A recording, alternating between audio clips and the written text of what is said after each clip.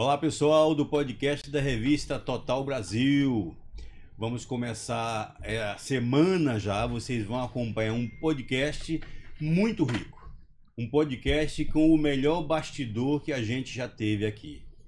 Ele é matemático, é professor, falou disso com tanta propriedade que eu quero reforçar. Ele é estrategista político, conhece muito da política nacional e ele foi o principal tesoureiro do PT. Estamos falando de Delúbio Soares, um homem que vai nos falar muito sobre o Brasil e sobre o nosso querido estado de Pernambuco. Delúbio, pode ter certeza que é uma honra termos alguém com a sua qualidade técnica, com a sua qualidade conceitual e principalmente com o seu bom humor aqui. E nós queremos explorar tudo isso para que o nosso podcast seja ainda melhor do que vem sendo. Eu quero agradecer ao Marcelo Mesquita, que conseguiu te trazer, com tua agenda vasta, mas me permita quebrar o protocolo. Você é interiorano de Goiás, eu sou interiorano de Pernambuco, e você falou tão bem, falou de sua família. Eu queria começar falando do Delúbio menino, do Delúbio com as dificuldades, para que as pessoas possam fazer um paralelo daquele menino que sofreu, que aprendeu e que hoje transforma tantas vidas no Brasil. Seja bem-vindo ao podcast. Primeiro, muito obrigado. Você falando aí, eu lembrei da minha mãe. Minha mãe, tudo que você falou, minha mãe achava, mas o Pix, né, a turma do projeto Contra o Brasil, não acha isso de mim. Né? Rede Globo e outras companhias sempre me trataram com muitas dificuldades. Mas faz parte da vida, faz parte da política. Eu nasci numa cidade chamada Buriti Alegre. Eu uso brincar com as pessoas, Marcelo, que é a melhor cidade do mundo. Buriti Alegre é uma cidade muito pequena, tem 10 mil habitantes, não cresce, mas tem emprego, difícil, não tem uma pessoa desempregada na cidade.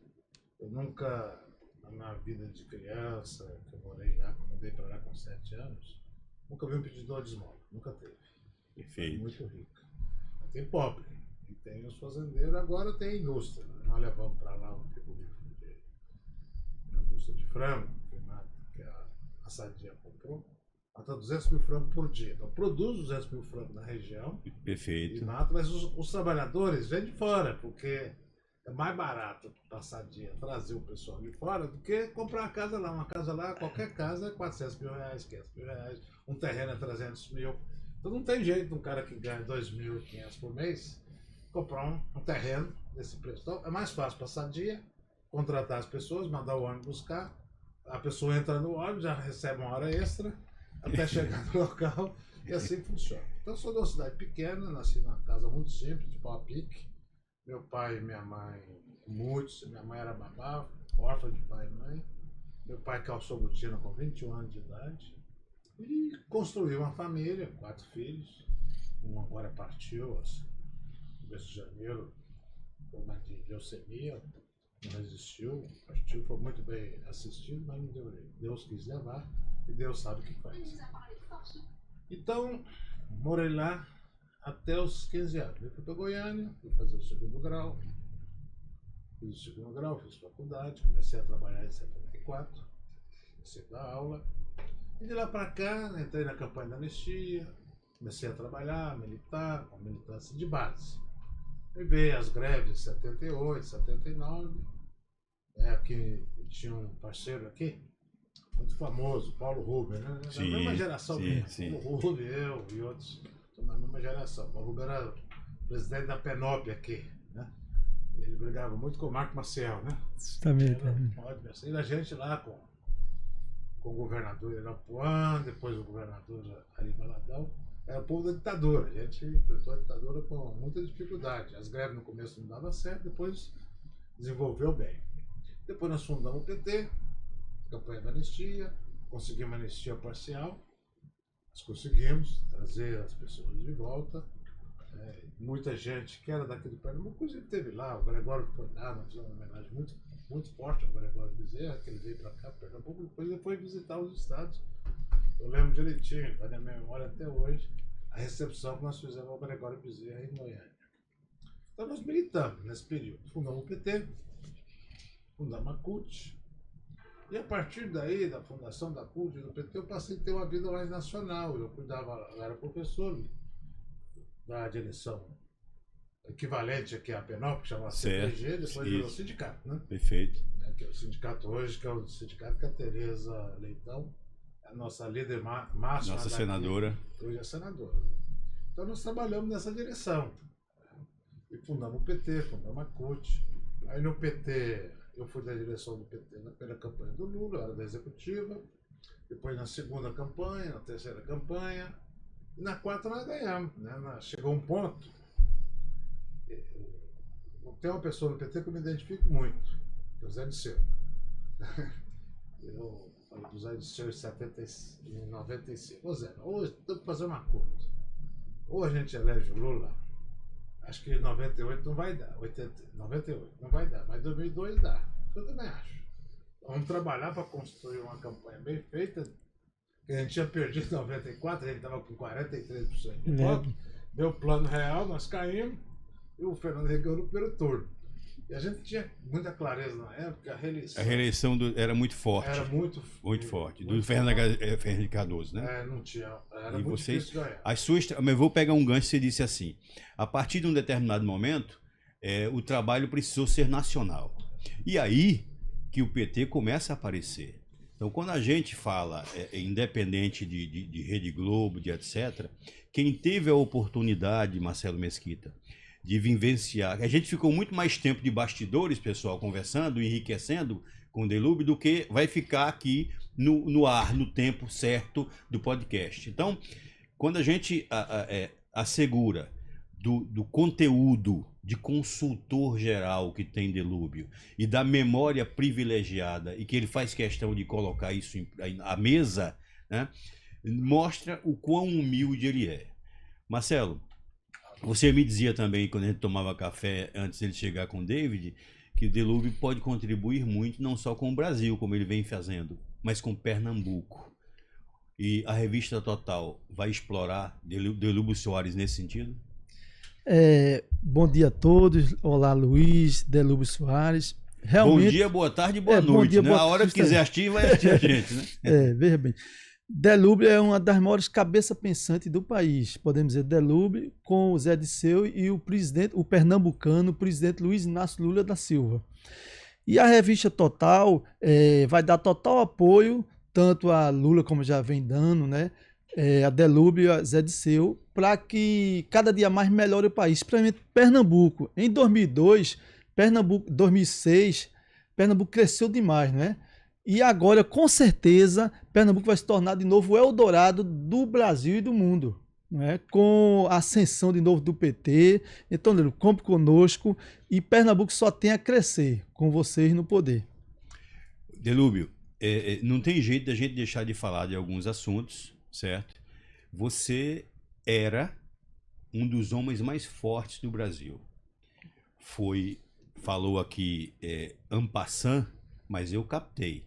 Você planejou a primeira eleição do Lula, teve a paciência de chamar um outro grande estrategista, que você dizer, olha, a gente não ganha agora, mas a próxima a gente ganha. Ou seja, quando eu apresentei você como estrategista, é porque a gente lê e tem que reconhecer quem entende. A sua relação sempre foi muito boa com o Lula, que não era presidente ainda, e foi muito boa quando o Lula se tornou presidente. Como é que está ela hoje e como é que o presidente pensa Pernambuco no seu sentimento? Primeiro, eu acho que a eleição de 2002, que foi o grande passo que o movimento popular, o movimento social deu, foi fazer uma campanha que eu considero quase sem erro de 2002.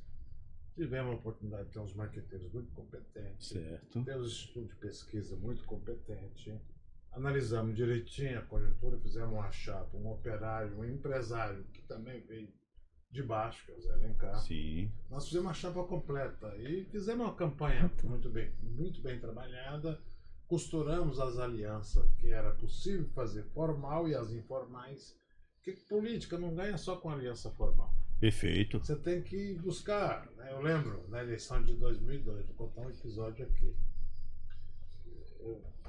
em janeiro de 2002, nós estávamos preparando a campanha, ou dezembro de 2001. Aí eu fui visitar o grupo João Santos. Estava o pessoal do João Santos, estava ele. E fui pedir apoio para ele e para o Lula. Ele falou: o que você precisa? Eu falei: João, nós precisamos que o senhor não fale mal do Lula. Eu sei que o senhor não vai apoiar o Lula, porque o senhor é muito conservador. Conservador. Tem um jeito, né? Certo, Mas certo. dizendo que o lado dele era o Era outro. o né? outro. Mas nós queremos que o senhor não fale mal do Lula. Eu falei: por quê?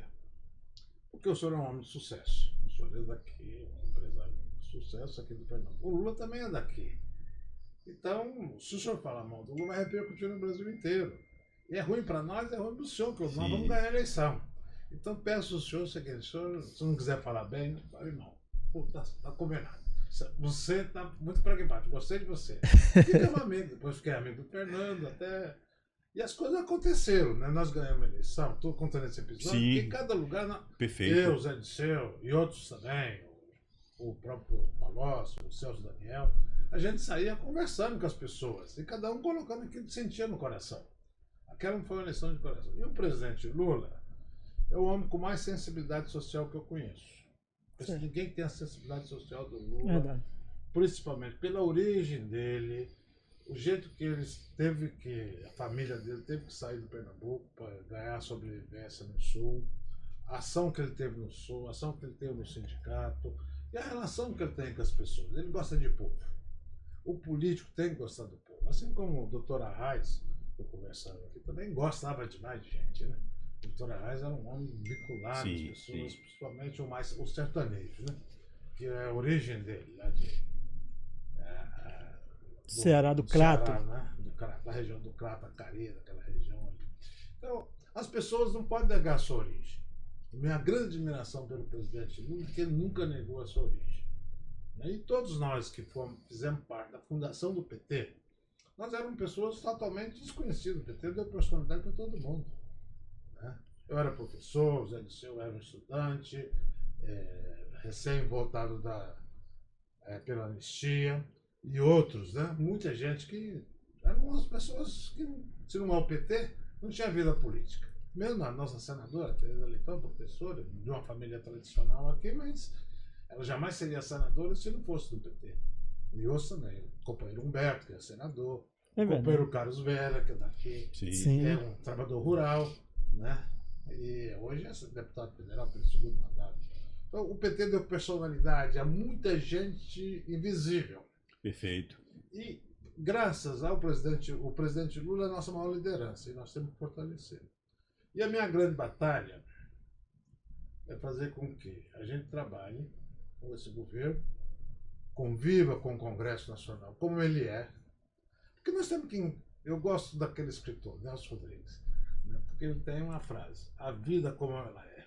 Né? Como escritor, como poeta, como escrevedor de romance, né?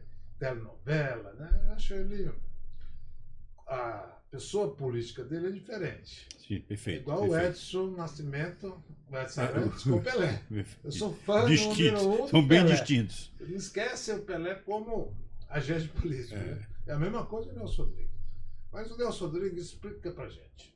Nós temos que encontrar a vida como ela é, as relações entre as pessoas. E a vida na política é a relação entre as pessoas. A política nada mais é do que conversar com as pessoas. Tem que ter paciência. Quanto mais paciência, mais tempo, mais a política flui. E o meu grande sonho é a gente fazer esse governo Lula com o programa que ele apresentou, voltar aos programas sociais, avançar na indústria, na industrialização dos nossos produtos, o Brasil ser respeitado lá fora. Eu acho que nesse governo dá para quase eliminar a fome total, a miséria total do Brasil. E a gente trabalhar para que o Lula, na próxima eleição, a gente faça uma aliança mais ampla que nós fizemos, para que possa consolidar no primeiro turno a eleição do Lula, eleger o Lula no primeiro turno. Esse é meu sonho. Certo. Por quê? O presidente ficar com mais força política para poder fazer o trabalho que tem que ser feito. Nós precisamos, aqui no Brasil, ter aquilo que está acontecendo em outros países que era da característica nossa, principalmente a China. Nós precisamos ter todas as crianças na escola tempo integral, de 0 a 25 anos na escola. Nós precisamos ter trem de alta velocidade no Brasil, porque não temos nenhuma cidade brasileira integrada com trem de alta velocidade. Né? Quando você faz trem-bala do Japão, o TGV da França, hoje os trens de alta velocidade da China, aqui no Brasil nós não temos nenhum. Aqui mal a gente tem metrô. Né? Na cidade nós temos que ampliar o transporte de massa acessível. Temos que acabar com esse negócio do trânsito tão difícil. Tem dia que você para andar 10 km de carro, você gasta 2 horas porque o carro não anda. É tanto carro, nós temos que desafogar as cidades. Para desafogar as cidades, você tem que ter trem entre a cidade, tem que ter ampliação de metrô. Onde não tem metrô, nós temos que ampliar as linhas de ônibus. E ônibus, hoje, não pode mais ter ônibus a diesel. Ônibus elétrico, o mundo inteiro tem ônibus elétrico. Nós temos que ampliar isso aqui. Então, o meu grande sonho é que o presidente Lula, a gente faça um movimento para que a sociedade... O meu sonho é que o Sul, Sudeste e o Centro-Oeste tornem-se politicamente o Nordeste. Né? Sim. Eu sou muito grato às pessoas do Nordeste que garantiu a eleição. Essa eleição de 2022, ela só foi possível porque graças ao apoio que o Nordeste deu ao presidente Lula. Muito forte o apoio, né? E nós temos que transformar isso no Sul e no Sudeste. E no Centro-Oeste, que é a minha região. Né? Então, como o Nordeste deu uma votação extraordinária, nós temos que olhar mais o Nordeste com mais carinho, com mais respeito.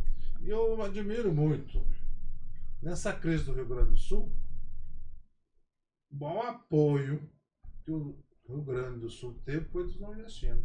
Ou nordestino daqui, mora no Nordeste, ou nordestino que mora em São Paulo, que mora no Rio, que sente o que é uma tragédia. Porque quem nunca viveu uma tragédia não sente. O maior apoio ao Rio Grande do Sul foi do Nordeste e dos nordestinos. Então o nordestino tem esse caráter, né? Que passou dificuldade, muitos estão muito bem de vida hoje, mas não esquece o seu passado. Isso é que nós não podemos esquecer nunca. Eu acho que isso é que faz com que o presidente Lula seja a pessoa que é hoje. É presidente pela 3ª vez, não se encanta com o poder.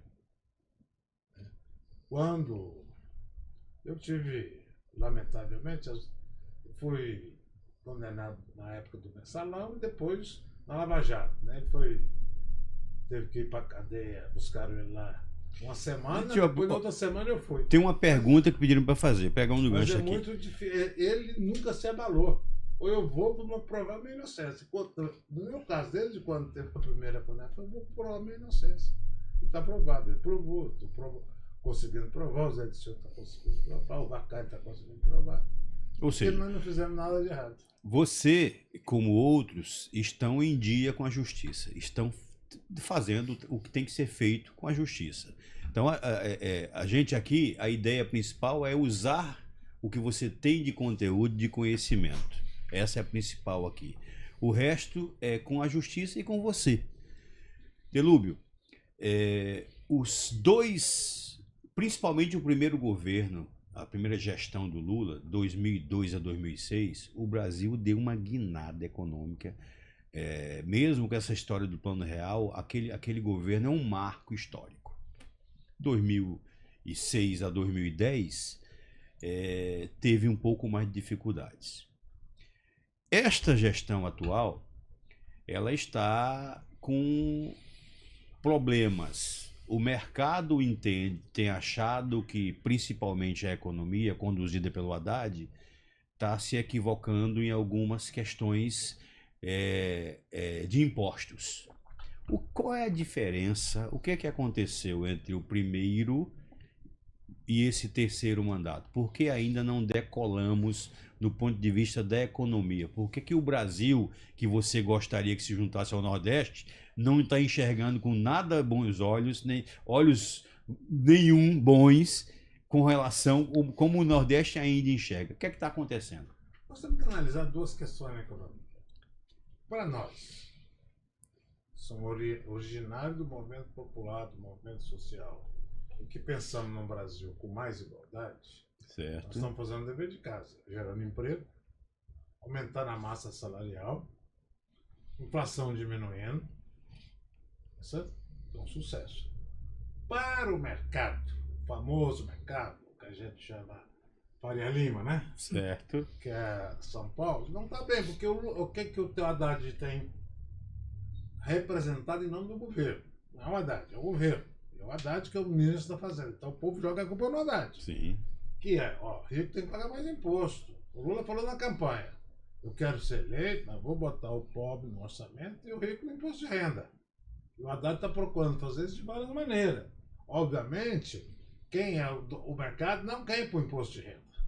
O mercado não quer taxar rico. O Lula e o Haddad estão fazendo uma campanha internacional para que as grandes fortunas sejam compartilhadas.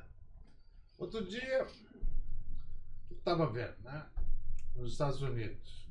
Fulano de tal tem 3 bilhões, 4 bilhões, doou para uma fundação, doou um dinheiro. No Brasil ninguém doa nada para ninguém.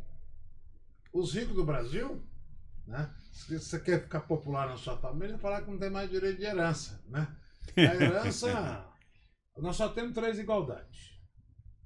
Quando nasce, todo bebê sai do ventre da mãe igual. Todos nós nascemos igual.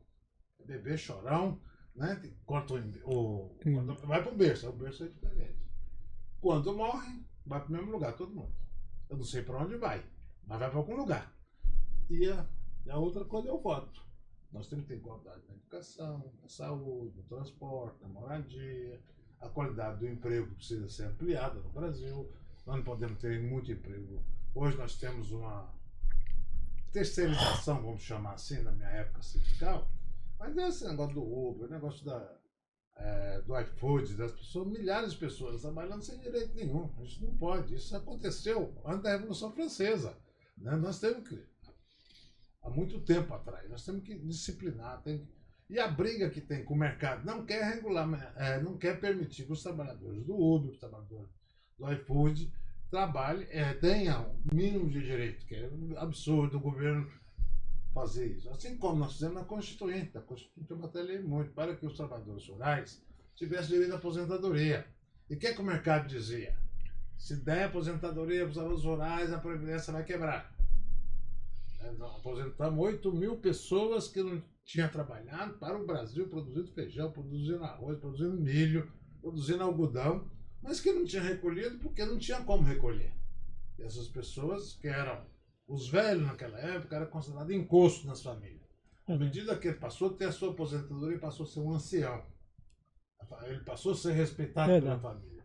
Principalmente no Centro-Oeste, aqui no Nordeste, no Norte do país. Porque quem nunca passou fome não sabe o que é as dificuldades. E nós temos essas origens. Então eu acho que o presidente Lula merece. Nós devemos trabalhar com ele. O governo está, na minha opinião, ao contrário do que você expressou que o mercado está dizendo, o mercado, o que o mercado quer? O mercado quer ter um exército de reserva desempregado, para que ele possa ter um salário baixo. Então nós queremos o contrário. Nós queremos que o trabalhador tenha um bom salário. Nós não queremos fechar as empresas, pelo contrário. Nós damos vista, já governamos bastante tempo, tanto no governo federal, governos estaduais, municípios. Nós nunca fechamos uma empresa, nunca desapropriamos uma empresa por interesse do Estado, seja da União, prefeituras e governo do Estado. Nós queremos conviver, mas nós achamos que tem que ter um equilíbrio entre o lucro, a mais-valia e a força de trabalho. É isso que nós pensamos. A educação é diferente disso. Agora, é necessário que o governo tome medidas para aqueles que mais necessitam. É isso que o Lula está procurando fazer. O mercado, quem diz isso é o mercado, não é a população. O cara que ganhava o salário mínimo ficou mais de 4 anos congelado. Os trabalhadores, nos acordos salariais, né, das grandes empresas, ninguém tinha reajuste maior que a inflação. Os servidores públicos ficaram 4 anos sem salário. É importante sem reajuste de salário. É importante que você tem que ter dignidade. Veja a diferença do olhar do Brasil. Como foi o tratamento da pandemia do governo anterior e como foi o tratamento da crise que nós tivemos agora, lá no Rio Grande do Sul, do governo federal com o Rio Grande do Sul. Ou totalmente diferente. Chamou uma sociedade inteira para participar e o governo fez aquilo que precisava ser feito. E está fazendo no Rio Grande do Sul. Para acolher as pessoas com uma dificuldade. Verdade. É isso que nós temos que fazer. Por isso eu acho que o governo está fazendo bem, a economia está indo bem. Está indo bem a economia brasileira. Não está mal. O mundo inteiro acha que nós estamos indo bem. Agora, o tal de mercado está dizendo que não está indo conceitua em seu benefício, é isso? Claro. É igual o governo dos Estados Unidos. Né? O governo dos Estados Unidos está indo bem, mas o governo bom não reelege. O que reelege as pessoas é política. Eu lembro aqui, nós temos um exemplo aqui de Pernambuco. Recife. Recife, sim. O doutor Roberto Magalhães era considerado o melhor prefeito do Brasil. Tinha enxugado a prefeitura estava com caixa cheio. 2 ou 3 gestos que ele fez, né, quase ganhou a eleição. Faltou no primeiro turno, faltou 49% que ele teve e perdeu a eleição para o João Paulo, né, na política. Verdade. Porque quem ganha a eleição não é a boa gestão. Obra, não é gestão. É a Tanto política. é que você veja o governo anterior. O governo passou. Eu não gosto nem de falar o nome do governo federal. Governo federal. Tá. Não fez, eu ando pelo Brasil inteiro, não tem uma obra do governo federal, não tem uma obra social. Todo mundo reclama da pandemia, com o tratamento dele da pandemia, os gestos, né? Tudo quanto é coisa que o Maledito fez naquele processo. E teve 48% de voto. Porque faz política. Né? Como não tem nada que falar, faz fake news. Mente 24 horas. Fala isso, xinga as pessoas. Trata mal as mulheres, trata mal a população LGBT. Trata mal a população afrodescendente. Incluiu um cabo eleitoral, Deus, né? É Deus para lá, Deus para cá, como se Deus só olhasse o povo dele, né? Eu me considero filho de Deus, eu acredito em Deus. Né? Agora, tem gente que acha que Deus é só a propriedade dele. Né? Fez um movimento muito forte com a palavra de Deus, de religião, e teve 48% de voto. E você olha o governo dele, você lembra de alguma obra do governo anterior aqui no Pernambuco? Eu lembro de uma obra, assim, a gente tem que lembrar de uma obra que pode não ser dele, mas ela é, Delúbio, fundamental para o nordestino e que, infelizmente, com a gestão do Lula, ela está fechada, bloqueada, né? Você tem água, né? No governo passado, ele foi consolidar uma atividade, um trabalho que começou em gestões anteriores, mas não terminou, e ele terminou. Então, a gente que é do sertão precisa muito de água. Então, aquela transposição, aqueles canais que o governo conseguiu colocar, eles hoje estão fora de ação, de atividade em muitos municípios. Isso é um prejuízo grande, eu não sei o que aconteceu. Eu lembro desse porque eu tenho parentes, tem gente que gostou muito quando isso aconteceu, mas que depois que o governo Lula assumiu, muitos foram fechados, principalmente ali naquela região do Ceará, Marcelo. Mas eu quero pegar um gancho seguinte. Você falou, foi você quem disse que, olha, meu centro-oeste, o sul, o sudeste, eu gostaria que um dia pensassem como o nordeste, porque o nordeste foi decisivo nesta eleição, como nas outras, né?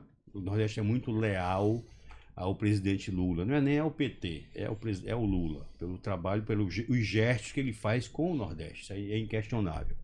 O Instituto Paraná, Marcelo Mesquita, colocou uma pesquisa onde das capitais, a esmagadora maioria vai eleger políticos de outros partidos, ou de centro-direita, ou de direita, ou de conservadores, mas não do PT. Se o trabalho é tão bom, se a atividade econômica está tão melhor, por que as pessoas, quase que no geral no Brasil, não reconhecem isso, por enquanto, eleitoralmente? Quer falar, Marcelo?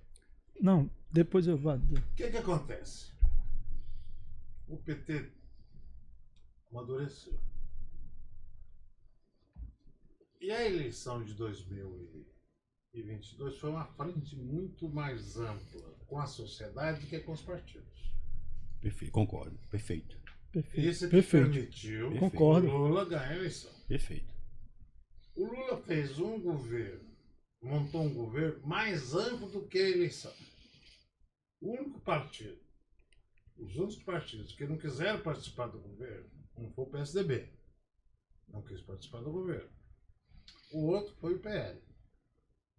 que Naturalmente, nós, né? não convidamos, eles também não aceitaram. Se convidamos, acho que não O aceitaram. PP também não quis, né? O PP está no governo. Tá no governo, o PP do Ciro? É. Tem Sim, ministro. tá no governo, tá. O PP tem ministro. O União União Brasil Brasil tem tem ministro. Tem 3 ministros. Os outros partidos, o republicano, tem um ministro que inclusive é daqui. Silvio Costa. Né? O Kassab tem 3 ministros. O André é um deles, André de Paula. O partido do Kassab. Então, o governo é muito mais amplo do que foi a sua base eleitoral. O PSB não estava apoiando nós, não estava apoiando o Lula. O PP não estava apoiando o Lula. A União Brasil não estava apoiando. Lembra que a União Brasil é a turma do Bivar com a turma do PFL. Esse é o União Brasil, né, que rachou no final, né? Então, esses estão no governo. Não tem nenhum problema para nós. E as eleições nas capitais, nós vamos eleger. A base do governo vai eleger quase todas as capitais. É importante isso, a base do governo. A base do governo federal vai eleger... A maioria das capitais. Aqui no Nordeste, vamos eleger o Ceará, vamos eleger lá no Teresina.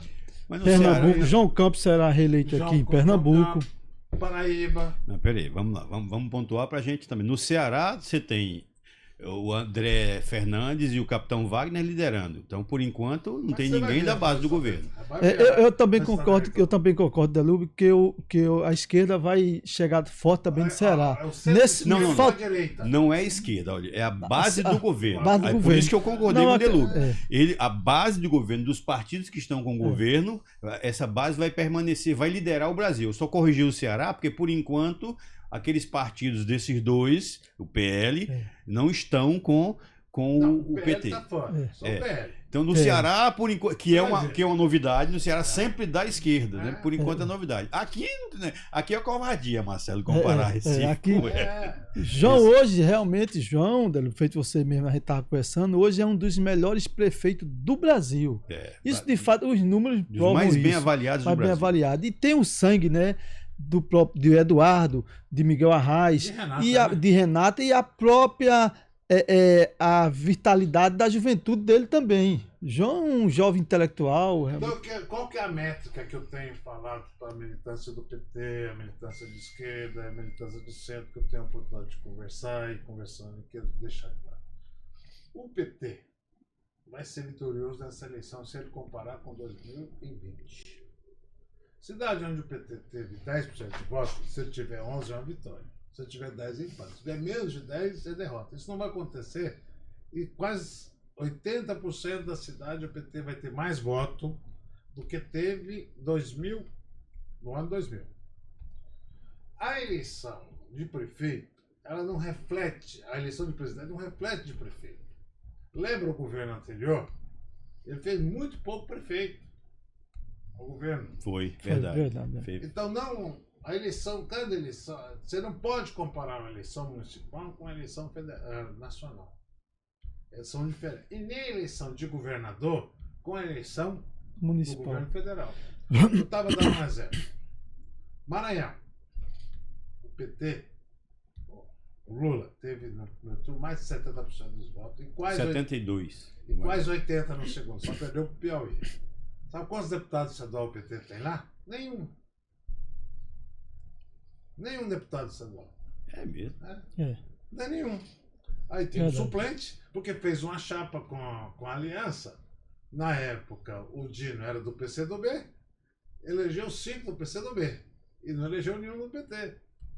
Mas a esquerda elegeu bastante gente.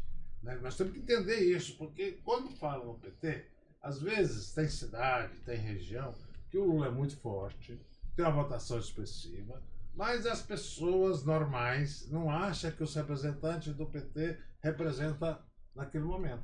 Isso nós temos dificuldade para isso. Justamente. A liderança maior que nós tivemos aqui no João Paulo Silva. Sim, o deputado estadual.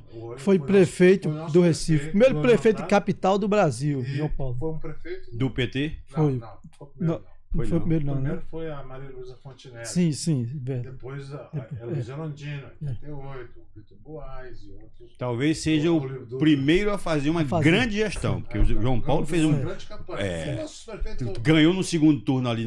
O João Paulo é um cara que fez um grande trabalho. Eu Verdade. morava em Manaus na época, mas já Fez um bom repercutia. trabalho. Delúbio. É por isso, João Paulo fazia política. Deixa eu te falar dois exemplos. Quando o João Paulo foi para a reeleição, o Cardoca tinha 70%. Sim, eu O João lembro. Paulo tinha 4%. Aí nós começamos a falar, João Paulo, para com esse negócio de mostrar obra, e você sai... Vai você- fazer política. Você faz política. Vai Ganhou a eleição no primeiro turno. Foi. Ah, é? Ele é a Maria Virada Luísa, espetacular. Delúbio, olha, É. você, olha, Delúbio é impressionante. nos permita esticar um pouco mais o horário, você nos dá mais uns 30 minutos. Dá. Ótimo. Pode Então vamos lá. Essa, Fique à vontade. essa é a conversa. Veja, o que é que... Tem uma pergunta que não é exatamente essa, e eu vou aproveitar, meu amigo Edivaldo, a gente só pode dizer que era você aos 42 do segundo tempo. Marcelo conversou com o David, pode dizer. Aí agora chegou uma pergunta que eu vou emendar aqui, Edivaldo. Por que é que o PT, por que é que a gestão do Lula precisa de tantos ministérios? O dobro praticamente da gestão anterior. E outra coisa, por que precisa liberar tanto dinheiro para o parlamento? São duas questões diferentes. Parlamento. Nelson Rodrigues. A vida como ela é. Não, pode. Você é tão bom que eu estou me dando essa liberdade de fazer essas perguntas que você responde com naturalidade. O outro governo anterior, não governava. Entregou para o parlamento foi embora. A dificuldade toda é ter o governo é um só. Agora o governo teve que dividir o governo com 594 pessoas. Porque cada parlamentar federal, seja ele senador, seja deputado, tem um conjunto de emenda que ele é o dono da emenda. Ele fala, vai aplicar aqui, não aplica ali. Né? Então isso trava o governo. Verdade. O governo está aprendendo, vai aprender e vai mexer com isso. Se vai mudar as emendas, não vai. É uma correlação de forças. Os deputados, se deixar para os deputados, eles vão querer mais. Eles têm razão, porque o povo cobra deles. Né? É verdade, Deputado, é verdade. O povo cobra. Cobra. O vereador, o povo cobra. Estão mais próximos É do mais povo. fácil de conversar com o deputado do que com o presidente da República. É mais fácil Isso é conversar mesmo. com o vereador aqui do que conversar com o prefeito. É muito mais fácil. É verdade. Então, o vereador e o prefeito, e os deputados, senador é mais difícil. Sim. Só tem 3 por estado, né? É. Deputado aqui tem 25. Sim. Então é mais fácil. Você vai encontrar um mais fácil. E os deputados 7 não. Então, esse é o critério que estabeleceu no governo anterior e nesse. Para ter paz com o parlamento, tem que fazer isso. Tem que fazer. Eu faria se eu fosse o presidente da República. Então, é uma coisa simples. Né? A necessidade faz o sapo pular, né? O sapo não pula porque gosta, né? Porque é necessidade. Diz que tem uma data, diz que quando o cara tá morrendo afogado, se agarra com jacaré, não é? Comer É, qualquer não coisa, adianta, né? é sobrevivência. Então, eu acho que isso é que está acontecendo com o parlamento. Na sua Essa, opinião. A outra pergunta que A outra pergunta é por que é que tantos ministérios? Essa foi a pergunta. Por que Não. precisa só para contemplar os partidos? Não. O presidente Lula, na campanha eleitoral, ficou muito claro. Vou restabelecer o Ministério da Previdência, vou dar dignidade ao Ministério das Mulheres, da igualdade racial, vou dar liberdade, vou trazer os indígenas para ter um ministério para não ficar escondido. Nós vimos o que foi esconder a luta dos índios com Zé Nomani. Os garimpeiros foram estimulados pelo governo anterior, o desmatamento foi estimulado e foi fazendo coisa, quase que extermina uma nação brasileira genuína, que resistiu milhares e milhares de anos na Amazônia. Quase foi dizimada. Você que morou naquela região, você sabe como é que foi difícil. Então, o Ministério da questão indígena é fundamental para o país. Teve que criar um ministério, chamar uma deputada com origem, uma indígena para dirigir o ministério. O meio ambiente foi requalificado. O Ministério da Gestão e Planejamento foi requalificado, Ministério do Planejamento, Ministério da Gestão. Então são coisas que têm que ser feitas para que as pessoas possam trabalhar e render tudo. Nós vamos ver, a médio e longo prazo, todos esses ministérios, o Ministério da Igualdade Racial, está fazendo um trabalho excelente, o Ministério que defende a causa das mulheres. Então nós estamos vendo os conflitos que existem na sociedade. Não é por isso, não é para empregar ninguém. Inclusive, o que fez o governo? Planificou todo o dinheiro que existia no escalão de nomeação, livre nomeação, é o que tem. Tem ministério que tem pouco funcionário. Não aumentou um funcionário de como é que chama? Livre provimento, né? Perfeito. Delúbio, a gente fala assim, as perguntas hoje são muito mais com preocupação. Nós reconhecemos a forma jusceliniana de administrar do Lula. Lula é um cara que fez com que o Brasil retomasse os rumos do crescimento. E muito da eleição dele agora, de muita gente de categorias de classe que resolveram abraçá-lo, foi lembrando daquela primeira gestão. Mas problemas crônicos das gestões do Lula voltaram a acontecer agora. Nós temos aí ministro do União Brasil com indícios de corrupção. Nós tivemos essa questão do arroz aí com problemas que eles até cancelaram. Essa questão aí da mídia, da verba disponibilizada. Ou seja, esse monte de ministério termina ficando mais difícil de administrar e criando problemas para ele que no passado já comprometeram bastante. Não está na hora do governo federal aprender com esses erros e conseguir estancar essas sangrias e minimizar, portanto, as repercussões negativas? Porque existem grupos que só vivem disso, que não fizeram nada, como você disse, mas que se aproveitam com fake news ou não, dessas lacunas de sempre para macular a gestão do presidente Lula. E agora, pegando um gancho nisso, você tem essa questão de taxa. As coisas que mais acontecem no Brasil e no mundo são os memes do Haddad. Então, você, que é um tradicional, que é um estrategista, já provou isso aqui. Não está na hora de mudar esse modus operandi? Cada governo sabe as dificuldades que encontra. Verdade. Nós não podemos comparar, você fez duas comparações. Governo 2002, 2006. Governo 2022, que vai terminar em 2026. O Brasil é outro.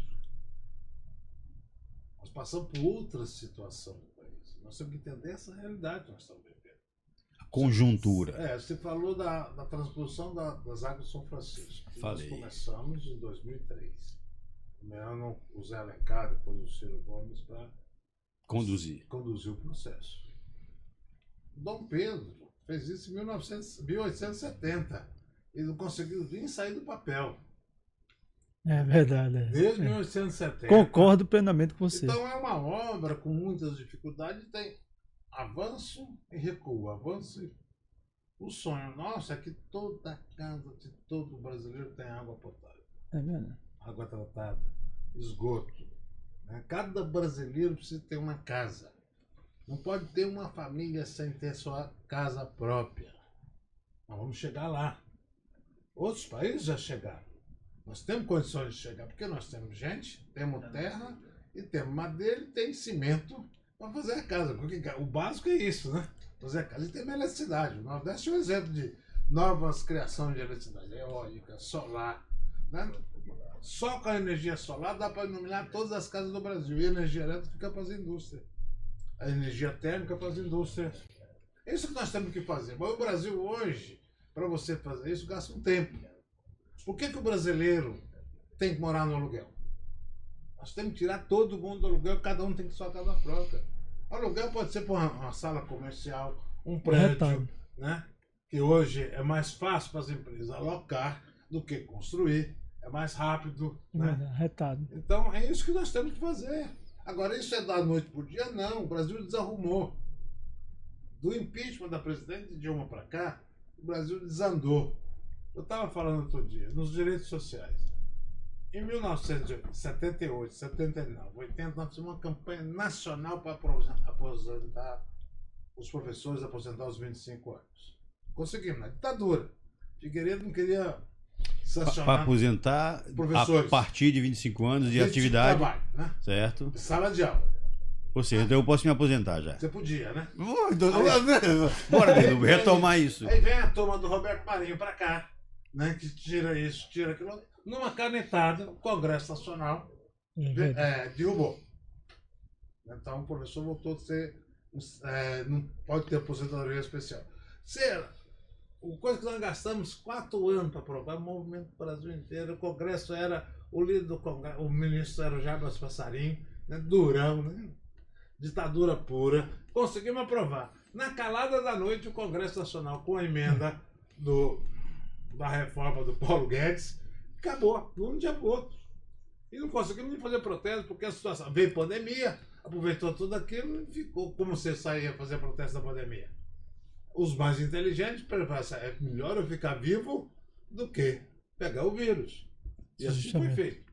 Então o que acontece? São coisas que aconteceram no Brasil. O Brasil precisa de um freio de arrumação, vai gastar tempo. Por isso, nós precisamos ter paciência. Paciência que eu falo é o seguinte, outro dia eu vi a governadora Raquel, num programa de televisão. Ela dizendo o seguinte, eu achei que peguei o Estado, tinha algumas coisas desarrumadas. A primeira coisa que eu tenho que fazer é arrumar o Estado. Verdade. E ela está trabalhando para isso. E está pagando um preço por isso, por ter coragem de arrumar. Tem que arrumar. Né? E na minha opinião, é uma das melhores políticas da nova geração, Raquel. É uma jovem, né? Corajosa, não se abate com pouca coisa. Resiliente. Ela teve uma situação familiar muito difícil. Verdade. Né? Com a perda do companheiro, né? No dia da eleição. O Brasil inteiro foi muito solidário a ela, eu me expressei também. Mas nós temos que ver o seguinte, ela não é do mesmo campo político que eu, mas nós temos que trabalhar junto, ela foi eleita, nós temos que respeitá-la. E o presidente Lula tem demonstrado isso, e ela tem mostrado também respeito ao presidente Lula. É isso que nós temos que fazer. O governador do Rio Grande do Sul, até Eduardo Leite, até a enchente, até o desastre ecológico que teve lá, era muito atritoso, mas teve o desastre. O presidente Lula foi lá, se apresentou com humildade, ele teve humildade, e os dois hoje estão trabalhando maravilhosamente bem. Porque quem é eleito, as pessoas, quando ela não quer saber se o hospital é federal, municipal ou estadual, que funcione. Se ela não tem dinheiro, ela vai para o SUS. Se ela tem dinheiro, vai para o plano de saúde. Ou vai para o privado direto, mas pouca gente vai para o privado direto, né? Verdade. Então, o que nós temos que fazer? Os serviços essenciais têm que estar à disposição de cada brasileiro. Saúde, educação, segurança. Nós temos que mudar a segurança no Brasil. E a segurança no Brasil, nós temos que encontrar a solução para as pessoas que são dependentes químicos. Antigamente era outro nome que falavam, hoje chama dependente químico. E cada lugar do Brasil tem uma cracolândiazinha. Nós precisamos coibir com muita força o tráfico. Proibir tráfico de droga e tráfico das fronteiras. Do mar e da terra. Sim. Fronteira seca. E nós temos que fazer uma política com as igrejas, com todo mundo que puder, acolher uma pessoa dependente para que ela recupere. Eu vejo em São Paulo, eu vejo em Goiânia, pessoas com 25 anos, 30 anos, que poderia estar produzindo, Verdade. está na droga. E a família desespera. E você não tem onde botar essas pessoas, tem que fazer uma política igual foi feito em outros países, de acolher essas pessoas, dar todo o tratamento psicológico. E acompanhar a posteriori. E gerar uma oportunidade também. Um brasileiro de 30 anos, 40 anos, que não está em emprego, que não está trabalhando, está dependente de alguma coisa, ou até psicologicamente. Verdade. No Brasil tem milhares de pessoas que podiam estar produzindo e que não estão. Nós temos que trazer essas pessoas aí para o mercado. É o mercado que eu gosto, o mercado de trabalho, o mercado da convivência, inclusive um dos maiores mercados que nós temos aqui em Recife, Natal, é o turismo, né? Perfeito. Essas Nossa pessoas região podem trabalhar. propicia isso. Então nós temos que fazer isso que nós temos que fazer. Né? Então eu acho que essa é uma coisa que o governo está trabalhando para ir nessa direção. Porque estava tão desarrumada a casa, né, que agora está arrumando para fazer esse trabalho. Isso está acontecendo no Brasil inteiro.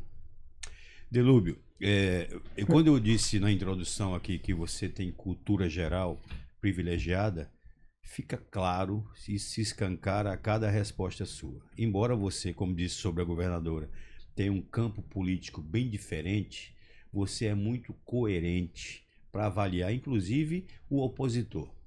Em momento algum, até agora, você foi agressivo com ninguém, mesmo você discordando radicalmente de governos passados. Você é um estrategista na resposta e defende com clareza, sem arrogância, o seu prato. Então, o que é que eu quero lhe dizer? Você é uma das melhores entrevistas que a gente está tendo. Você é, de fato, uma inteligência política. Isso é Luiz que está falando. E não eu é gosto à toa disso. que vai ter uma entrevista completa, exclusiva dele, na própria capa da Revista Total da próxima semana. Pronto, então você está sendo esperto, já vai lhe explorar, tá vendo? Delúbio, eu sinto muito e não entendo por quê que a política brasileira, que você não tem um mandato, que você ainda não tenha, não sei se isso está no planejamento, no escopo. Pergunto-lhe, o Brasil vai poder contar com essa inteligência num mandato eletivo, num cargo em médio prazo? Primeiro eu queria falar uma coisa para você, que eu aprendi quando era no Brasil, desde 79, na campanha para aprovação da aposentadoria aos professores dos 25 anos. Né? Estava na anistia e nós adotamos essa campanha. Desbravou um monte de situações. Muito lugar, desde essa época que eu ando no Brasil. Certo. E aprendi uma coisa em Amazonas, lá no Amazonas, que é a maior briga que eu já vi. O boi garantido e o boi caprichoso. Só que o povo do caprichoso lá em Parintins nunca fala mal do povo do garantido. Lá é o contrário. É o boi do contrário. É o contrário. Né? Na política, eu acho que a gente não tem que ter inimigo. Não tem que personalizar. Não pode, nós temos que ter projetos políticos. Perfeito. O importante é o projeto. O menos importante são as pessoas. Mas os projetos, todo atrás de um projeto tem as pessoas. Tem que ter. Né? Senão não executa. Então, eu acho que essa política que foi envolvida de ódio, de fake news, depois usar os fake news para condenar as pessoas, que é o fé. São palavras bonitas, né? Eu sou da turma do Sócrates. Né? O Sócrates, quando começava... O Magrão? Não, ou o Sócrates, o pensador. O Sócrates tá. grego, né? Pra deixar aqui, eu já ia pensar que era o Magrão. Que é do que tem a mesma vertente. O maior pensador da história, na minha opinião. O Sócrates, ele andava nas ruas de Atenas conversando com a juventude. E a classe dominante, naquela época, que não era chamada classe dominante, os sábios, com inveja, falaram, ele está corrompendo a juventude ateniense. E o condenou à morte. E qual foi a resposta dele? Ele sabia que ele ia morrer, já estava com uma idade avançada. Ele tinha sido tudo, era médico, foi general, foi tudo que o Sócrates foi. E era o maior, na filosofia ocidental, ele é o maior... Né? A referência, a maior referência. Nossa referência é maior. Aí ele dizia para o pessoal, não tem problema. A mentira que eles estão falando sobre mim, ela não vive o suficiente para envelhecer. Né? E a mesma coisa, depois o Shakespeare fez uma frase muito importante. Você não pode guardar ressentimento. Se você guardar ressentimento, você vai tomar veneno e achar que o seu adversário tá morrendo. Vai morrer. Não é. Aí nós temos que referir isso ao ódio no Brasil. Você fica, as pessoas têm ódio dos outros O ódio endurece o coração, perde a sua capacidade de raciocínio. Nós não podemos ter ódio. E eu acredito, tudo que aconteceu no Brasil nesses últimos períodos, eu sou muito grato.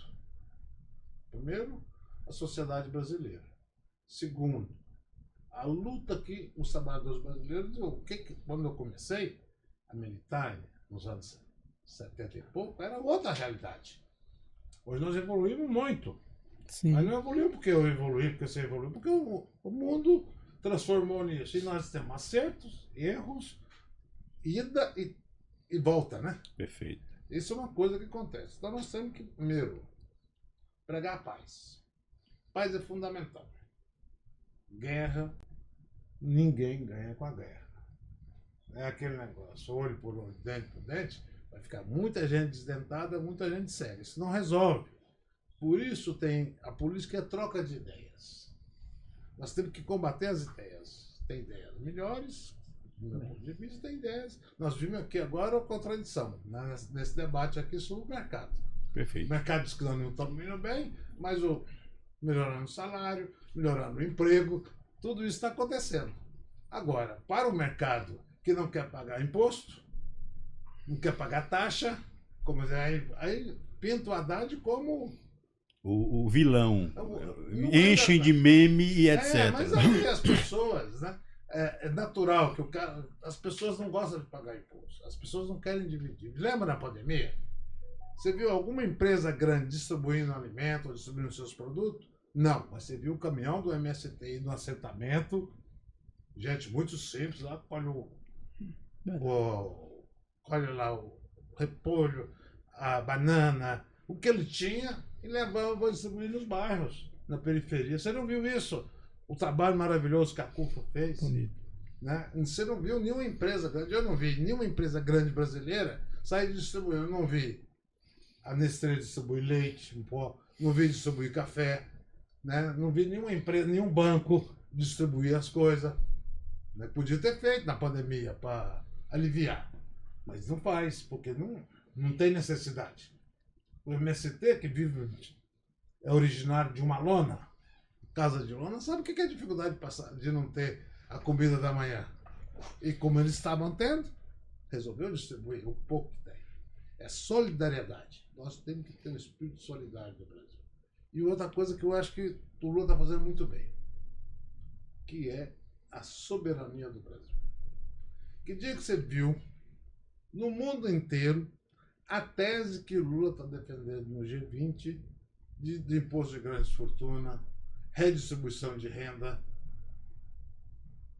dos grandes. Por que nós temos que ver o seguinte? O Macron não tinha... Médio. Né? O francês não, hoje, não com a contundência que o Lula... O francês hoje mais equipado chama Piketty. Piketty? Escreveu o livro Capitalismo do século XXI. Ele dizia o seguinte, que é um jovem, ele tem 60 anos, 50 e poucos anos.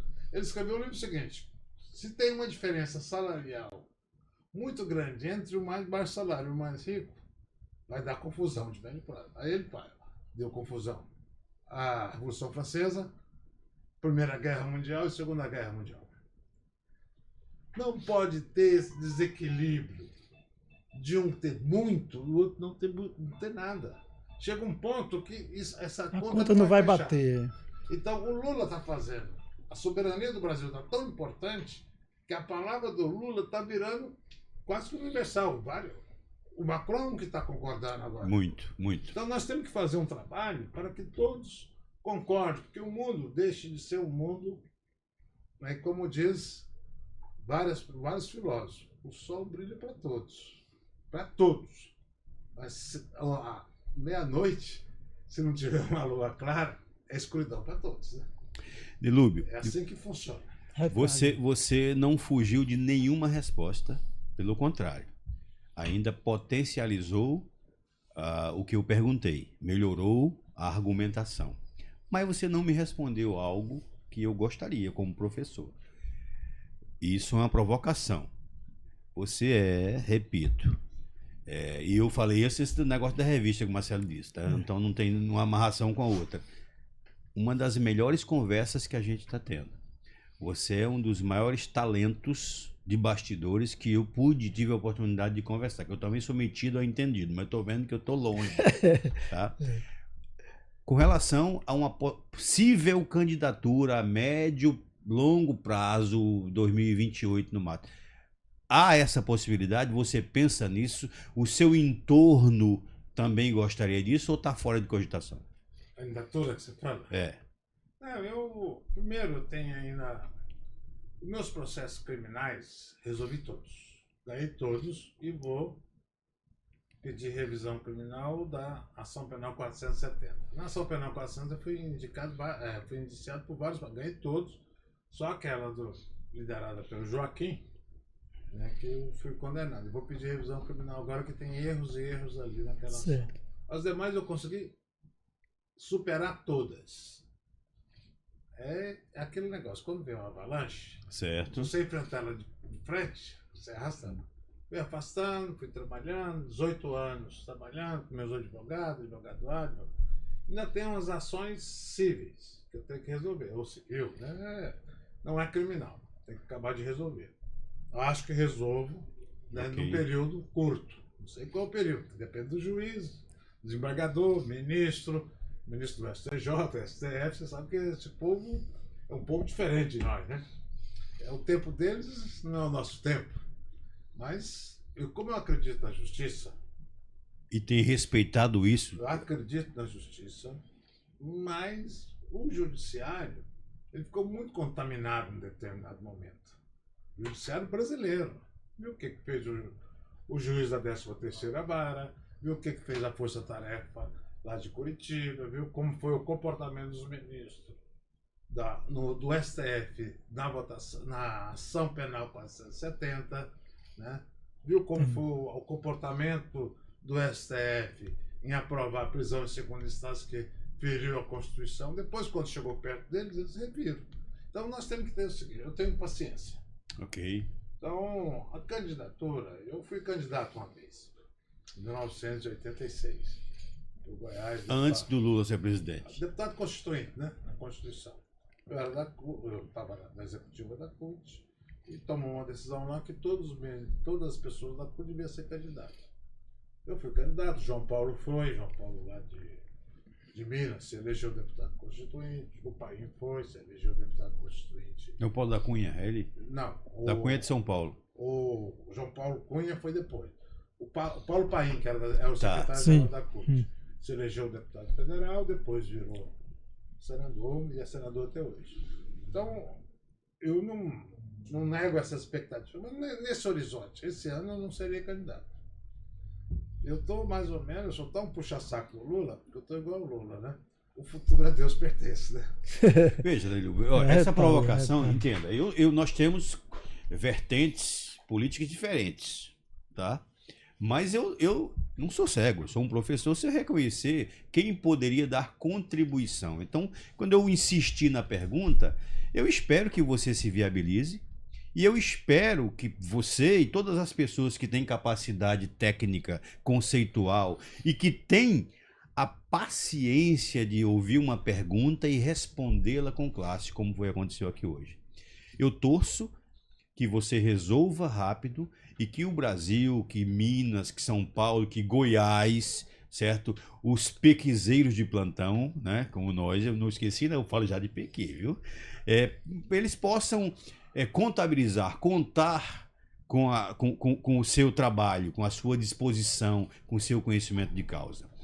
Marcelo Mesquita, nós estamos, mesmo com o tempo que o Delúbio já nos deu, e eu sei que se eu pedisse mais ele daria, mas aí tem o compromisso aqui com o RM Studios.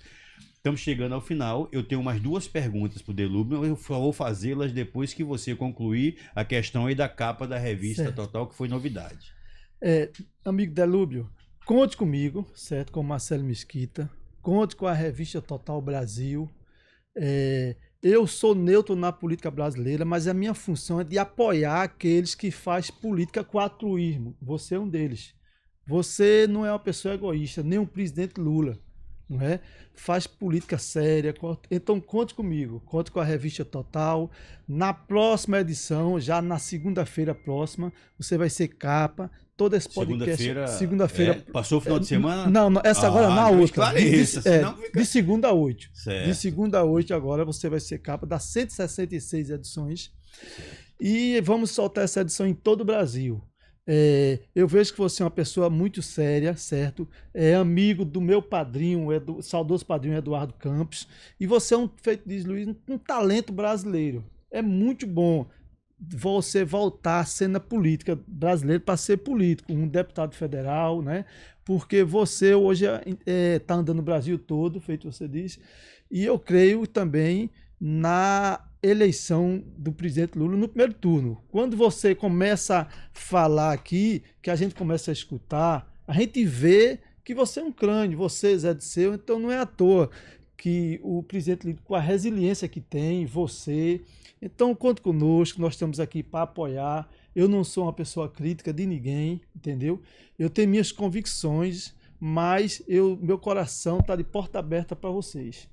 É só para deixar claro o seguinte, eu acho que a turma assim, no bom sentido, né? que trabalhou, aquela direção que trabalhou para o Lula, até o Lula se concretizar, presidente, olha, o comitê era meu. 98, 89, era Zé Disseu, que era o secretário-geral do partido, eu era da executiva, o Buchiquem era o nosso candidato a presidente, era nosso presidente do partido, 94 a mesma coisa, 98 todos nós, e 2002 nós conseguimos, eu acho um fato histórico no Brasil, eleger um pernambucano que saiu daqui como saiu, a presidente da República, como uma pessoa que não no quarto ano primário, mas tem sabedoria e capacidade política para muitas universidades. Tanto ele que você viu vários títulos de doutorado, né? Ele é o maior doutor do Brasil. Não tem nenhum brasileiro que tenha tanto doutorado que o Lula foi homenageado. Impressionante. Então, eu brinco com as pessoas. Inteligência é diferente de escolaridade. E o presidente Lula tem uma inteligência social. Eu não conheço nenhuma outra pessoa com essa sensibilidade. Verdade. Mas concordo com você. Eu sou. Como é que chama? Eu suspeito a falar, né? A falar por causa, não da admiração, a convivência que eu tive com ele. Da seriedade. E muitas outras pessoas, e nós voltamos, o Lula conseguiu voltar ao governo graças à perseverança do nosso partido, dos partidos aliados, das pessoas de bom coração que conheciam o Lula. Por isso que nós voltamos. Né? Vocês viram como é que foi a eleição passada. Mas a direção, nossa presidente do partido, toda a executiva do PT, fez um trabalho maravilhoso, conseguindo fazer uma aliança e montagem do governo. Imagina, o nosso partido, se não tivesse uma presidente como a Gleisi, jamais ia aceitar o União Brasil no governo. Né? Que não teve uma pessoa do União Brasil fazendo campanha para o Lula. Perfeito. Dos que estão aí no governo. E isso mostra uma capacidade de entendimento da realidade. De comunicação. A presidente Gleisi está de parabéns, e toda a sua executiva nacional, e nos estados também. Né? Aqui vocês viram a relação, a briga que foi da Marília com o João. A Marília era do PT, né? E o PT soube reconhecer a derrota, participando do governo, contribuindo, vai contribuir com a eleição do João agora, né? Sem mágoa. Né? Política não pode ter mágoa. E a gente está amadurecendo. Essa geração nossa, que é uma geração jovem, eu tenho 68, o Zé tem 78, o Lula tem 78, minha amiga Beneta tem 82, mas parece que nós somos crianças. Né? Eu lembro da fundação do PT, né? A gente tem o mesmo espírito daquela época. Então e naquela época eu era muito jovem, em 1980, então, mas o espírito não envelheceu. Obviamente, você vai ficando com barba branca, pouco cabelo, mas é natural, né? É natural. E graças a Deus a vida está aí. Espero viver só mais 70 anos e está de bom tamanho. Delúbio, é uma satisfação, eu estou surpreendido, surpreso não, eu estou surpreendido com o seu jeitão de garotão, sorridente, feliz da vida.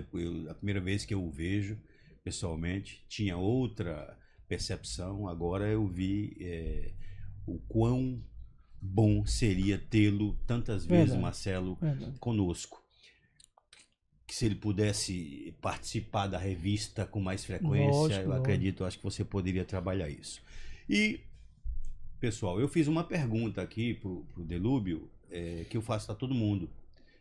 Além de conhecer, de tentar questioná-lo para ele trazer informações e me municiar de boas perguntas, eu disse: Delúbio, o que é que eu não posso te perguntar? Ele disse: Luiz, você só não pode me perguntar sobre Pequi, só não fale mal de Pequi, que essa mesa vai virar. Então, eu quero finalizar porque ele se deu mal, porque eu sou um pequizeiro internacional.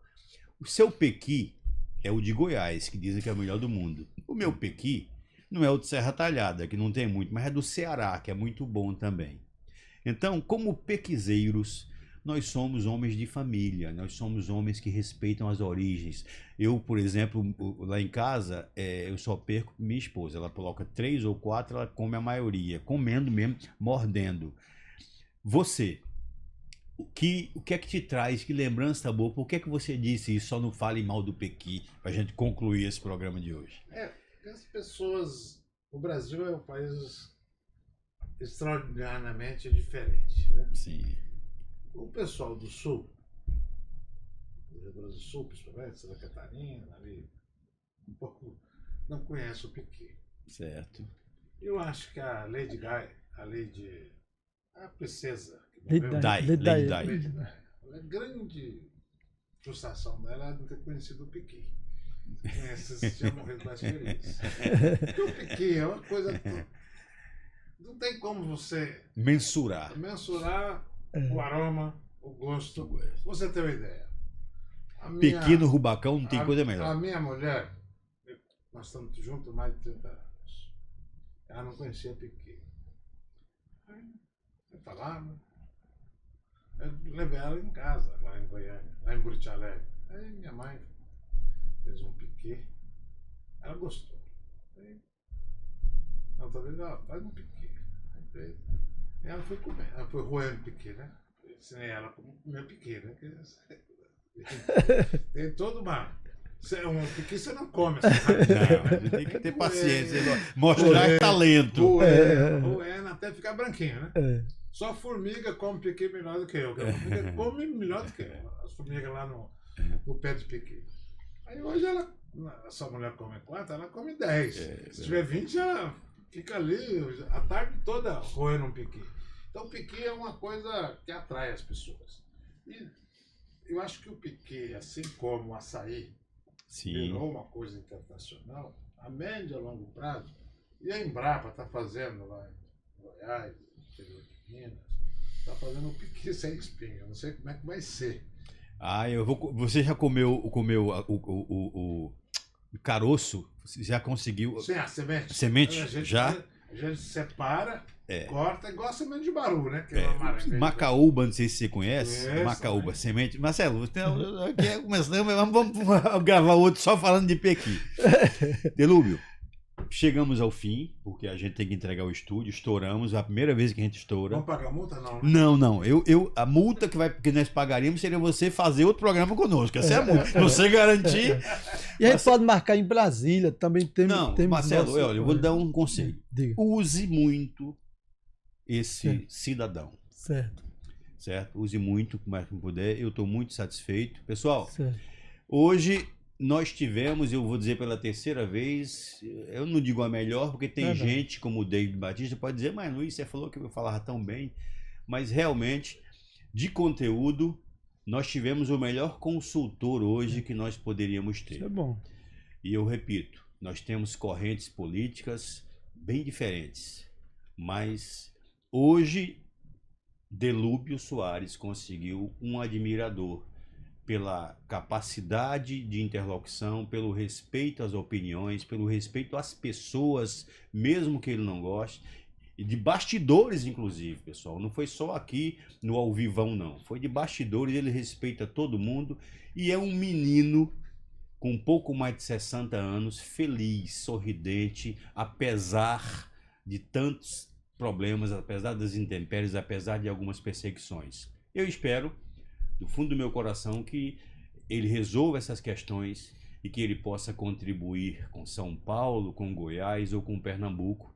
Mas antes de contribuir, eu espero que ele contribua conosco com as consultorias dele, com as orientações técnicas dele, e a revista Total vai explorar isso em primeira mão. Muito obrigado a Delúbio Soares, muito obrigado a Marcelo Mesquita, foi um presente que você me deu hoje, e muito obrigado a vocês que estão acompanhando o nosso podcast. Nem tudo a gente pôde ler, porque ele é um conteúdo, ficaram umas 10 perguntas, tanto as que vocês fizeram, quanto as que o David propôs. Eu achei melhor deixar a Delúbio nos conduzir e enriquecer muito o podcast de hoje. Muito obrigado a vocês e até o próximo episódio.